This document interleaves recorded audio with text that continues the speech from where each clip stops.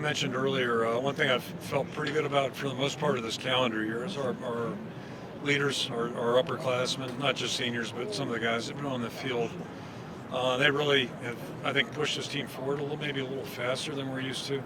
I think we had a little more personality in spring ball than typically. Now, the flip side, we had more injuries than I've ever seen. I think pandemic afterburn, if you will. But as we move into the summer, I'm still seeing the same thing. A lot of really great attitudes by the older guys, showing the younger guys how to go about things, and it's still about just pushing forward and getting ready for probably the most important month of the year is this coming month here as we get going next week. Last question. Is there really anybody, out there, you've been at Iowa a long time, okay? Is there like the fans, they're really special. We talked about that earlier about the passion. What do the fans mean to you at Iowa that show up at every sporting event all the time? It doesn't matter what it is, they're always there. What's that mean to you? Yeah, so I'll go way back before I came here. There's a gentleman on our staff at Pitt that told me about Iowa. He had coached at Minnesota, and he said it was the darndest thing. He said, they had bad teams in the 70s when he was coaching. Yet the fan support, he said, it was phenomenal. You'd never know. And I better understood that when I got there in '81. So they've been consistently very supportive and interested. To your point, not just football, but it's all the sports. They just really take a great interest in the university overall.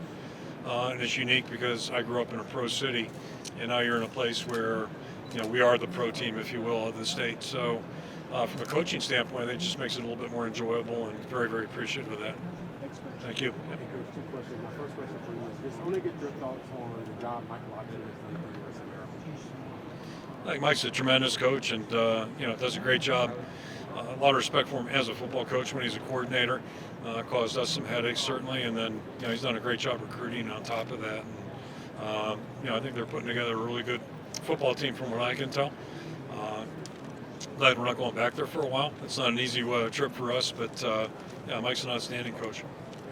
And follow up on that, I just want to get your impressions on Maryland quarterback for the time. He's a really good football player, and didn't have a great night against us when we played, but he's a really good football player, dynamic player, and I'm not saying it's all about the quarterback, but it certainly helps to have a good quarterback.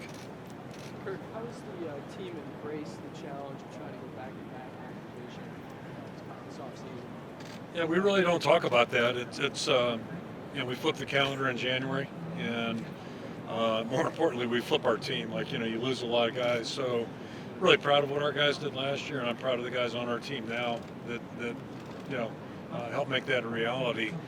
And the good thing is, what won't change, I don't think, the guys that were on the team last year are going to help educate our guys this year as it starts getting tough. And to me, the story of last year is the way the guys persevered through 3 tough calendar weeks. It was 2 losses, but it was 3 calendar weeks, which felt like 3 months.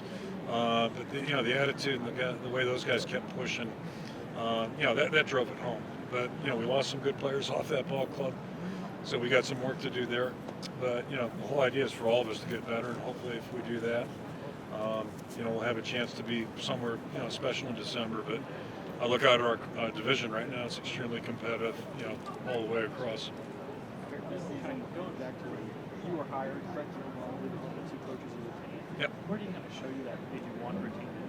What kind of job did you do? I couldn't hear the very end. Oh, sorry. I guess just kind of what made you want to retain him, and what kind of job did you do? Yeah, so the rest of that story is I remember Brett as a player.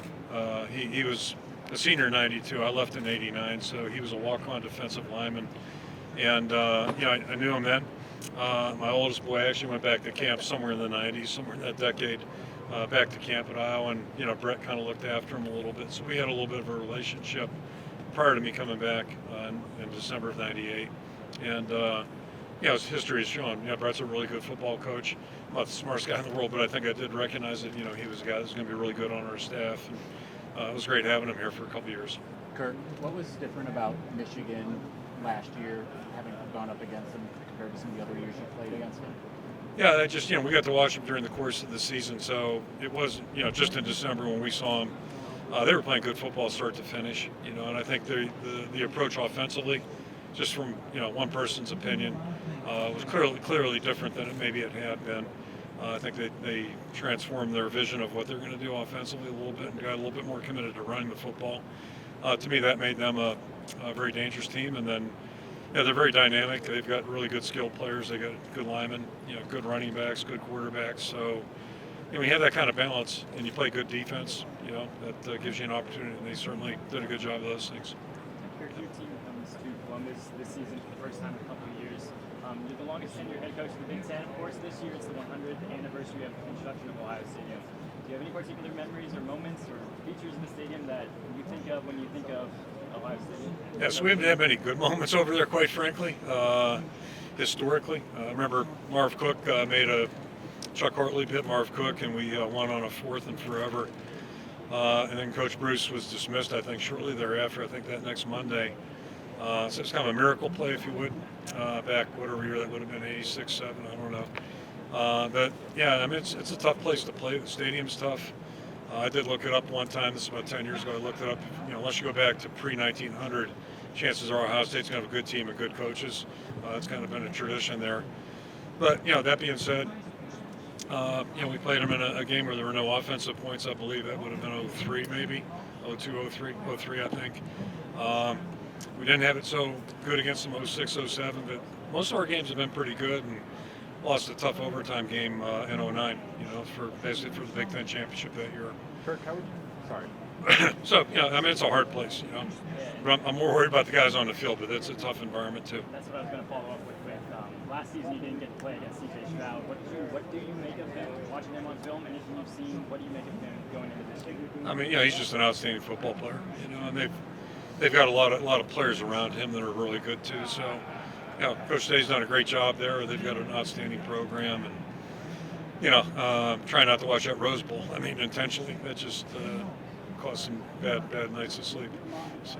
Kirk, how would you grade Keegan Johnson's freshman year, and for the offense to take that next step up, how important is it that Keegan takes that next step up as well? I think both Keegan, I got to talk to them in tandem almost. They both came a year ago, January, did a good job in the spring, and then just kept on getting better. And they're both impressive young guys, both good football players. And so now it's like anybody on our team. We're expecting everybody to improve. I think guys that are less experienced, at least my theory is that they have a chance to make bigger jumps than, say, somebody who's been a 3-year starter. But, we need those 3-year starters to get better, too, if we're going to be any good. But I would really expect Keegan to have a good year this year. We would really help our football team. We were not experienced at the receiver position last year.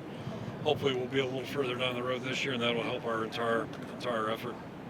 How do you feel like your quarterbacks are doing getting those guys the ball, especially down the field? Last year or this coming year? Last year and this. Last year we were obviously hit and miss offensively, and just I look at it as a collective thing. We weren't real experienced up front. We ironically had probably the best center we did have the best center in the country and one of the best college football players. But outside of that, we were very inexperienced. So inexperienced at receiver, and our run game suffered probably a little bit because of that. And I think our passing game left something to be desired. But I look at the plays on the field, and I look at game film and see a lot of makeable plays out there. We just got to do a better job of making those, and that could be given a little bit better protection. That could be, making a better throw or making a tougher catch. It could be the collective, everything going together where, you get a little bit better balance too. So offense is a pretty tricky subject. It felt like last year when